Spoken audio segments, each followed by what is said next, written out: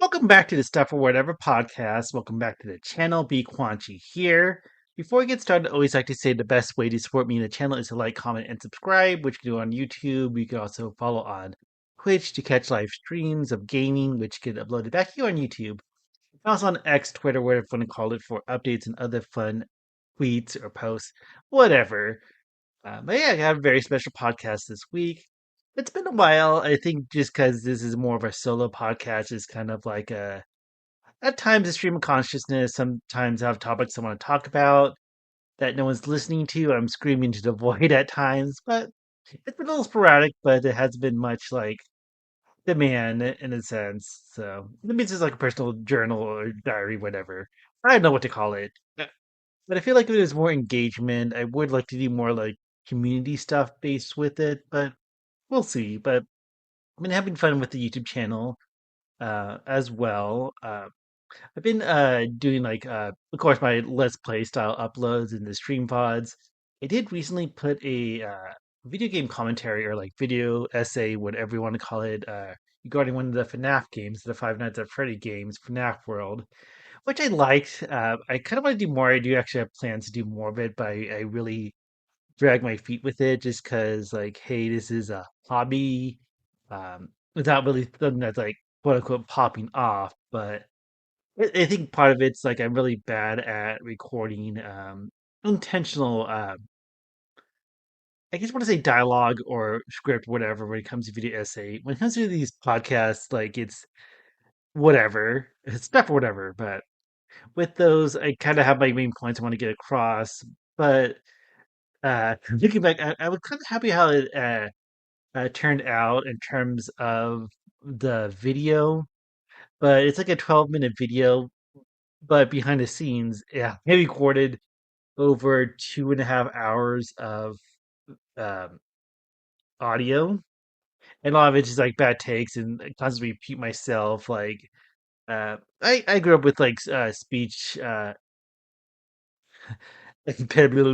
whatever, um, speech impediments, and had a lot of speech therapy when I was younger. I still don't talk all that great, all that good. So I was just worried like having a bad take or if like retake if I'm too frustrated and then have to like I don't know. It's almost like insane, and it's how I look at it too when it comes to what I record and then what I cut out. Or I don't know. I'm always interested when people do like those commentary videos, whether it be like on a video game, cartoons, stuff like that. Like how many bad takes, how much bad audio is cut out, just to make something decent. And sometimes I worry if it's too segmented and not whatever. And also with the visuals, I just use like whatever I captured from gameplay, and I kind of wish it would be more flashier versus like grab whatever B-roll I can, with like more intent. But it's just little me, and I have a full-time job. This is more of a hobby, but I just kind of like one of those YouTubers, kind of. Not that I really am one, but it's kind of like when you putting stuff out there, you like versus just dumping whatever. Dumping. But just trying to put effort to it, but it almost feels like it's not enough. But at least have something out there. But it's like stuff I want to do. Um, even some other game reviews I want to do as well. But it's uh something I may eventually put out. Also, with shorts on the channel, I need to record more because I recorded a bunch of them. A lot of it has been any game demo impressions and stuff like that. Which I think is maybe like over a month ago. I recorded a bunch of them, and now I'm kind of like rent dry. But I have a bunch more I have to actually record and plan out. But also with shorts, I just realized I'm not sure if this is very new. I know the YouTubers do things where they stopped having links in shorts, but you can connect a related video, which is pretty neat because I think that's a little bit more obvious. Because if you put like a link in the description, it feels a little invasive. Like I think a lot of people don't even think about checking the description of a YouTube short, but you can say like, oh, this is a short because it's based off upload I did for this video game, or like people do like uploads for like commentaries for this and that. You can like kind of put a link to a related video and they can tap it. So that's kind of neat. And I did kind of like some shit posts kind of uh, uploads as well with shorts. It's funny because I did three. pretty sure three because I did one with like baby Homer Simpson with the pizza, but it like got limited monetization, which I got it reviewed and they got like a clear, like okay, it's good to go after a couple days, like great. But I think with shorts sometimes they can like resurface and kind of like whatever. Um, but especially since there's like shit posting kind of thing too that I'm like too uh invested in terms of like, hey, I'm putting this content out when it's just like I just edited a meme on my phone. Like the one with Homer Simpson as a baby. I think that might have got out of flag because I just kind of like cut and paste like the few seconds of him sucking on the pizza, but it feels like sucking sounds ongoing. They did like a shit post with like One Piece, the whole like One Piece is real, but I replaced Piece with Pingus, which I thought that might still get flagged because Pingus sounds like penis, but like oh they cleared that after a couple days, so it's kind of fun, but it's kind of maybe interesting to talk about. I guess one last channel update is I'm gonna do two gameplay uploads, like let's play uploads, a week in December. Because I have a backlog, I might do that more often. It's like one of those things like sometimes I don't have time to like sit and record or whatever. A lot of it's like doing indie game demos. I've been seeing some cool fan games as well. So it's been exciting stuff to come out on the channel. I might ease off in January because I usually take a break, and that's like usually a lot of people who do YouTube stuff is like, oh, because they kind of come down the ads at the beginning of the year. So I maybe consider doing more uploads of gameplay stuff, let's play stuff. But I still plan to do at least two streams a week, unless I'm on vacation or stuff like that, which I have um, planned. But also with holidays coming around too, like it can be a little chaotic. The next thing I want to talk about is charity and YouTubers. So I know that's been a big one because I follow a lot of video game YouTubers as well. But there was I think it's been 2 weeks now. One YouTube channel, some ordinary gamers, or also Muda is what he usually goes by or referred to. Did a and also was the name of Carl something I forget, but I did see his video as well about the charity from Gerald, the completionist, the Open Hand Foundation, where they found out that was it I forget the time frame, maybe like 8 years or 10 years, where the charity has been taking donations but have not paid out a single donation, and that's like getting a lot of controversy as well, especially like with the completionist doing his Anyland charity streams to get donations, but nothing's really happening with them. So I just kind of want to talk about that a little bit. I know Muda did a second follow up, and he's doing a third follow up. I believe the same day I plan on uploading this podcast, although no one's listening or would follow. Um, it'd be interesting to hear, and now again, to sum up kind of like the cliff notes of it. Because I also saw on a post on Reddit that, according to Discord, that Draw the Completionist is planning to put out a statement soon. I'm not sure how soon, but like the whole thing is like they take so many donations. I think over the years, over 600,000, but nothing's been paid out to charity. I think also a lot of the huge, huge issues with that is that with his Indian Land streams, he's claiming the money is being used for dementia research. The foundation was founded because his late mother had dementia, and it is kind of it. I feel like a lot of people view him as a good guy, and I want to get on that as well for Gerald. But I think very good intention. And then you realize like, hey, money's not being paid out, especially when certain organizations are being named. I forget them offhand. I know like I think one's like a university that does has a department that does dementia research and stuff like that, like different things like that. But its money hasn't been paid out, which I think it isn't. Well, it definitely isn't cool, but also uh, isn't cool that the face of the foundation, Gerald, is saying, "Oh, this is going towards research, and these are the people who we're working with." When no, you're not working with them. That and again, this is kind of like cliff notes, kind of like dumb, um, whatever way of this summarizing it.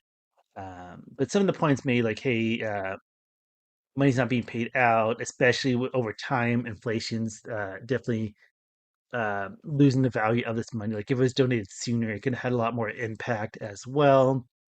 And oh, yeah, I want to talk about like the discourse online as well. But in the videos that Carl and Muto put out, they talked to Gerald. And according to him, he only found out in 2022, last year, that money has been paid out to any of these organizations or partners or whatever, all that. But a lot of stuff seems kind of fishy. We just have to wait and see. But I don't know, some things that kind of rub me the wrong way, like during like fall, like doesn't like roll like, oh, if I donate it now, then I'm like the bad guy. But it's like donate the money. You said you were going to donate it and all that. So I'm not sure if it's like based off ignorance or whatever. Incompetence is probably not a good word to use because I guess the foundation involves a lot of his family members. I guess, been around for quite some time. But yeah, I think it's been kind of crazy to see. Kind of like almost turns the idea of like YouTubers doing charity stuff on its head, and you kind of get really doubtful. And I think part of it is going to leave a bad taste in a lot of people's mouth. Like if other YouTubers do charity, like are we going to be like, why should we donate? Like, what if you mess up? Like, what if you? How do we know if it's actually going to the cause or it's just some YouTuber is going to pocket it? But for the facts that are out there at this moment, um, it's just pretty much the money's been sitting there. Like it's been some values lost because of inflation and stuff like that too, which sucks. But it's definitely bad, but it could be worse. Like we don't know more details until they come out. But yeah, it's the way to think. Like, how do you not know like people being paid out? Like, um, I don't know. I think it's kind of weird that like partners aren't like following up with them. Like, hey, Gerald, we like actually getting paid. But I think also part of that too is like, hey, we don't want to become too intrusive that we don't get the donations and all that. But to me, I've just been very I think with charity, I'm also kind of like skeptical with it as well. Especially if it's, I feel like this foundation shouldn't have been made in the first place. Like if you don't know what you're doing, and since that's the vibe I get with it, like if like there's a bunch of charities out there, like if you create a new one and you're a YouTuber, influencer, content creators, it seems like that should be a red flag, and it's almost crazy how this hasn't been looked into sooner. But also the whole idea of like the foundation seems very iffy to me. Like it seems like a red flag. Like why pay someone to pay someone else when you can pay that charity directly? So I'm not sure what the whole deal is with foundations because it feels like more like passing money, but then you get involved with other people, you get involved with like cost of like even like doing taxes for foundations or operations costs like that. There's always going to be costs with this and that. So it feels like you adding a middleman that's going to take away from the cost that's not necessary. But one thing I've been hearing with charity and stuff like that is like the idea of restricted donations and basically from layman's terms, like I don't know too much and people can correct me. I'm just an idiot online with internet access. But restricted donation is more of a way to like, hey, if you're gonna donate this money to this charity, they have to use it for this and that. Like they have to use it for research. They have to use it for um, I don't know if it's like for rebuilding houses or feeding the hungry or something like that. Like, hey, we're giving you this funds. You have to use it for that. You can't use it to pay CEO. You can't use it to pay salaries and stuff like that. I get that. I know that's one of his points to draw his point. Like he didn't want money to go to like a doctor's salary and stuff like that. And one thing I don't know too much about restrict donations, like does it have to be like a large amount? Because I know like if you just donate like, oh, here's a $20, here's a $10 donation, whatever, like that can just go wherever the foundation or charity pleases. But I think with the restrict donation, you have more control. Like, hey, we want to make sure this money has to be used for this. If it doesn't, there's going to be legal issues in terms of like I don't know what is involved with that. But something like Gerald said is like he didn't want to pay to go to a doctor's salary. I think part of that too is with charity. It is a business. It seems like oh we just want to give money to 100% help people. Like we want 100% of funds to 100% go to the needy or go to this cause. But realistically, that's not ever going to be the case. It's always going to be like, hey, you have to pay for these costs for either operations um, of the charity, whether it be make sure they can do this or do that. Um, but also like pay people because if the people are going to devote their lives into this, it becomes a livelihood that it's awesome when people can put in the time for free, money for free, resources for free, donate this, donate that. But sometimes like people just get need to get paid. Like if you don't like, then they just abandon charity. Like why should I? Even though it's a noble cause, like why should I do this if it's gonna cost me my livelihood of not having any income? Kind of thing. So I think that's kind of naive, but I also think like it's like, oh, if I donate it now, then I'm more of a scumbag, and I feel like a lot of excuses, and it's really suspect. We'll have to see. But I did want to talk about the discourse as well online because I know there's one um, I think website. I know that I see the Twitter account a lot, Dexerto, whatever. Like they did a article about the story, but they kind of like paraphrased it or say like he's pickpocketing the money, with that's definitely not the case. That's not what they claimed, and that caused a lot of things with misinformation, which is yeah. I feel like also a lot of people like defending Joel, like, oh, he's a great guy. Like, I don't believe this. Like, this is weird paperwork, but it's like legal tax filing and stuff like that. So I think people get too defensive or, you know, because good people can do bad things or good people can severely mess up. To me, I think he really messed up, but we just have to wait and see. Especially, I feel like some of the attitude is very dismissive to the video and work and research that Muda and Carl did. So it's like if you're gonna be dismissive against, objective, factual information, like if Gerald made a statement, like should we believe him? Should we go for his word, or should we just not even care because you don't care about the facts and stuff like that? So I think that comes very ignorant as well. We'll have to wait and see, but the whole thing's like gives you kind of a bad taste in your mouth when it comes to charity and stuff like that. If you really donate, especially when it comes to content creators and YouTubers, because I know like what early this year, the second Creator Clash event, which I don't know, I never really cared for. I just like don't really care too much about the people as well. I think some of the controversies can be funny at time. But I guess one of the big thing is a lot of charities didn't get paid, so it feels like it could be a lot of mismanagement when you have like people who don't know too much or uh, are inexperienced and stuff like that. Because I know like I guess iDubbbz did a stream on Twitch to help raise more money, but it's like you break that confidence, you break that trust, and unfortunately, with what Gerald did, it breaks it even further to when the next YouTuber generally wants to help charity, important causes, people are just going to be skeptical. It's like, why should I? Kind of thing. At least, why should I with you? I think sometimes it's donating directly maybe the way to go, but it feels like you have to like worry too much. Like, why should I donate if it may not go to a good place? And that's just not just with charities, with YouTubers and content creators. Like major charities out there had some issues too. Like for example, the Salvation Army. Like I feel like they honestly do good things, but I don't support them. Some things I heard that they're very biased. I think they have a huge Christian background or mission statement, whatever you want to call it. That they are very selective who they help. Like when it comes to like LGBT, like no, no, no, like we rather avoid them, not help them.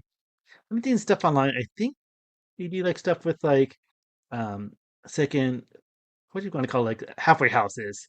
That's it, where people get have the like property taken, like their clothes or this and that, and like shoved into the thrift stuff. So it's like if you don't play ball, then it can be a little iffy. So here's some mixed things with the Salvation Army. What's good about, like I'm sure they help people, but if I, and it's this season too, like you hear like the workers ringing the bell, but I like no, that's not a charity I would want to help out. It's also like other organizations like PETA. I don't support them. Like I hear so much bad things. You can use research online. they kind of like promote the ethical treatment of animals, but I feel like they almost do the opposite a lot. And I don't need to get like I feel like it's not my place to like dive into everything, but you hear things like how they have such a high euthanasia rate with animals in the shelters. I feel like there's a lot of hypocrisy. Like, oh, we don't use animals for research, but then I'll use insulin that's like produced on pigs or something like that. I know that one show back in the day, Bullshit with Penn and Teller. I think they did a really good episode highlighting that. But I think there's a lot of hypocrisy and a lot of like, hey, a lot of CEOs get a lot of money that they pocket and stuff like that. And I just don't get like I love animals. I love my pets. I love all the animals I grew up with, family pets as well. But it's like, fuck PETA. That's all I have to pretty much say about that. Um, but yeah, it just kind of messed up. Like we feel like, hey, these organizations might have these interests that align with things you care about and causes that you care about, but it just like at the end of the day, like it's like bad people pretending to do good things, and I feel like that comes a lot with charity, like with uh, whether it be a foundation stuff like that, like either the own personal gain or motives and stuff like that. So it's just weird that these charities, oh, the idea of giving to charity, especially this time of year, when it's the season of giving and the holidays and stuff like that. I feel like why give money with the hope that it's going to help somebody, then reality, maybe it won't at all, and you're just wasting your money. Or you can use it for yourself or a loved one or whatever. So I don't know, it's this crazy day and age where like charity is almost feel like why bother because it may just go to a bad place anyway. So I might as well just keep my money. Another thing I want to talk about this week's podcast, not so old but kind of recent news, the whole like Pokemon thing with the cookies and stuff like that, which it's I feel like week back to back weeks, she had two controversies. Like the first one was just saying that her cookies were kind of like white labeled, like they already existed, but now they're selling them with her branding on it or whatever at a highly marked up price and stuff like that too. So she got a lot of criticism for that. I guess like on one of her, well, I guess, but reportedly, like on one of her streams, he was like kind of, I guess, clapping back at a child error or something like that, saying like, "Oh, if you're a broke boy, then say you're a broke boy." Like when they were complaining about the price of the cookie, and that definitely came off very badly, and a lot of people got to criticize her for that.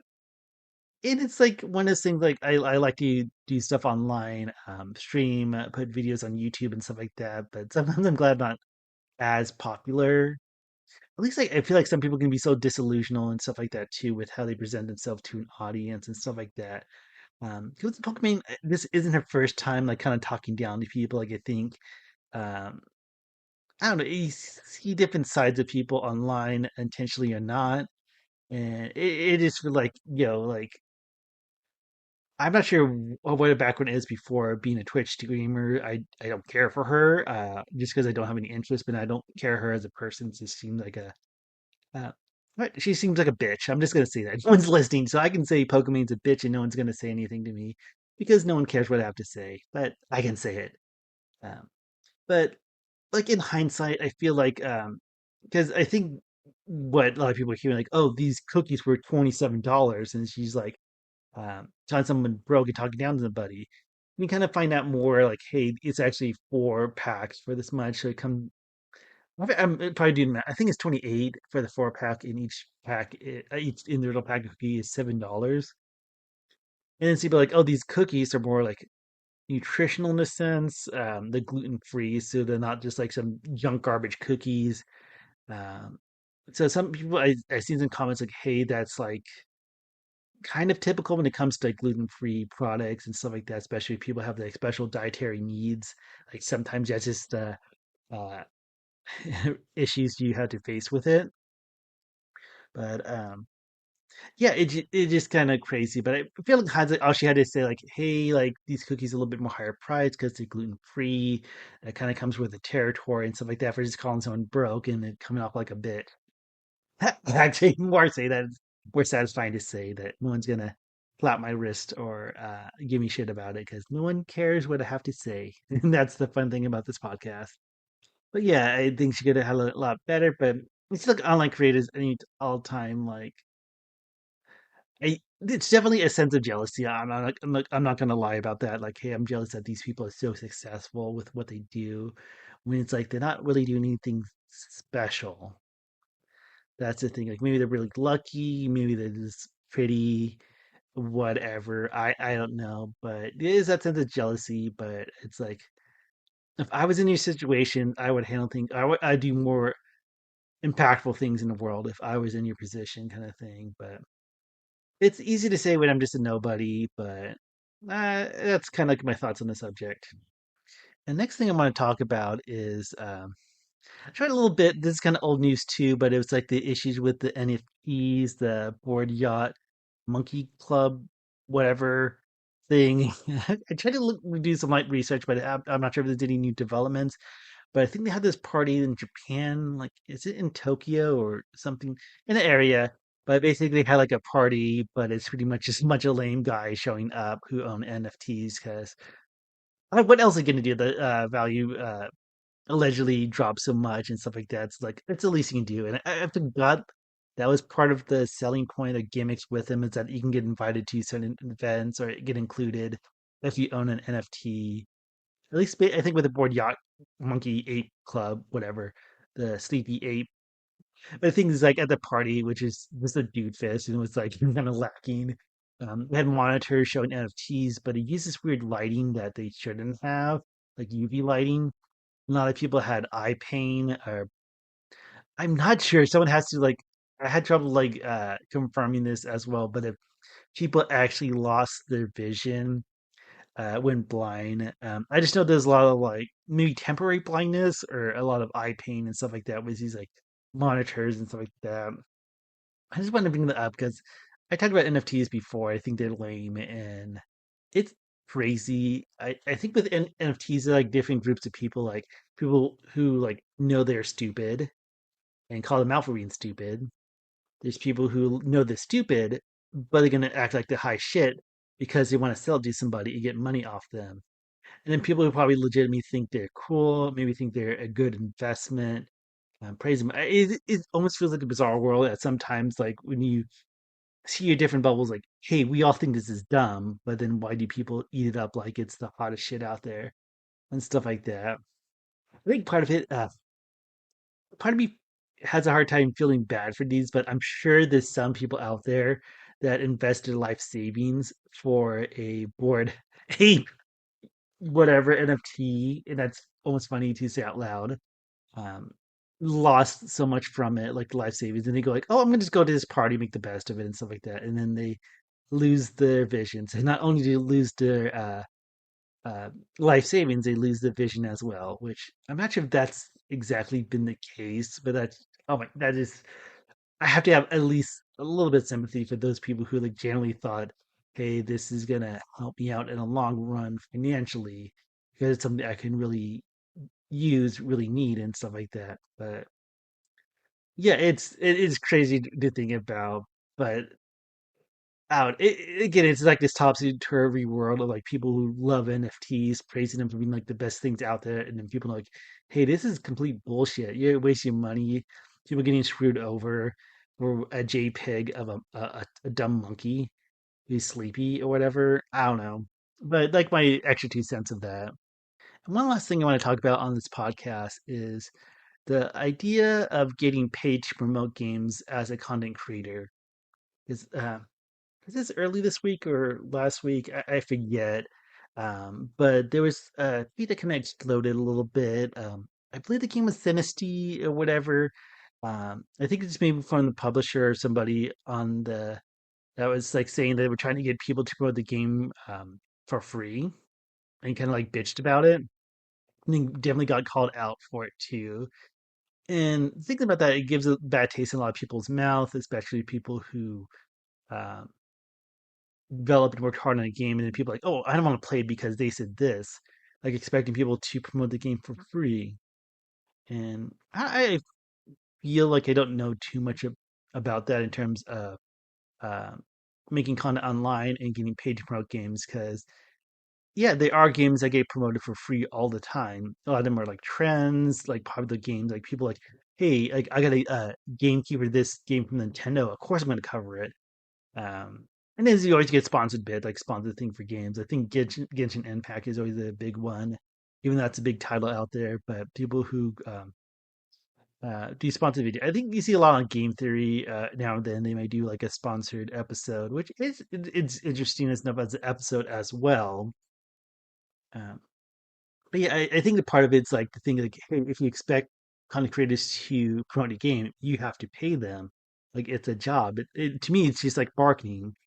So even though there's a case that organically a lot of games get promoted for free, whether it be like huge AAA titles or huge gaming companies, some people get really fortunate as well. Like I would argue that the Five Nights at Freddy's first FNAF game gained so much popularity just because it got really lucky with it being really good YouTube comment. I'm sure they didn't pay like Markiplier or Jacksepticeye or whatever to play those games, and they got really popular. So it's just like things that you hope you want your game to spread. Like word of mouth is a very powerful, I guess it's a marketing tool at least to get your content out there, whether it being a game or a TV show or movie. But you can't just say, "Hey, talk about this. I won't pay you.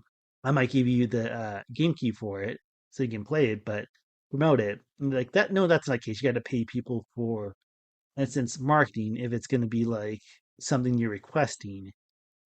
And I don't know like how much should get paid for that. I did want to talk about a personal experience when it came to promoting a game, which not really much. I got an email like, "Hey, do you want to play this game on your channel and stuff like that? I can give you a game key."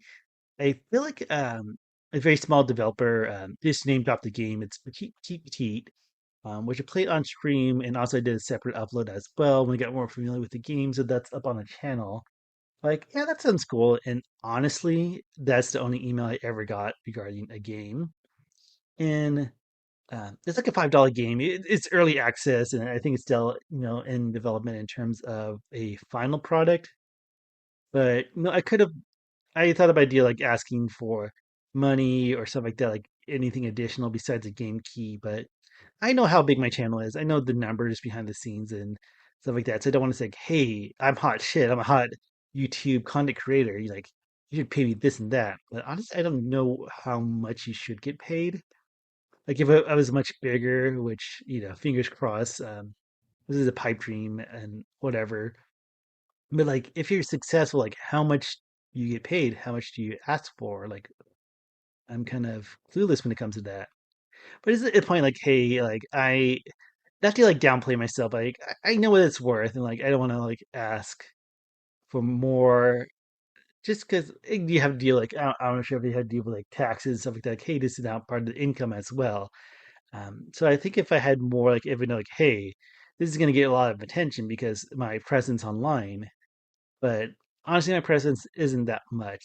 No, it's always something I'm building on and things like that. But I'm always kind of curious, like how much you should get paid, how much you should get asked for, especially if it's the size of your channel, whether you have 100,000, whether you have 1 million subscribers and stuff like that. But yeah, I think the whole thing is like, hey, if you want people to cover your game, cover your content, whether it be like movies, TV show, whatever, like get paid, get that money, kind of stuff like that. Because at the end of the day, it's like marketing, and yeah, it is true that marketing can be pretty free when something's good, something that's trendy, something that everyone wants to talk about and covered versus like because I feel like marketing is always a huge like advertising marketing is a huge budget for a lot of projects out there. But that's pretty much what I want to say about this podcast for this week. So thanks so much for listening. Again, the best way to support me and my channel is to like, comment, and subscribe, which you can do on YouTube, Twitter, X, Twitch, and all that. But y'all take care and have a good rest of your day. Bye.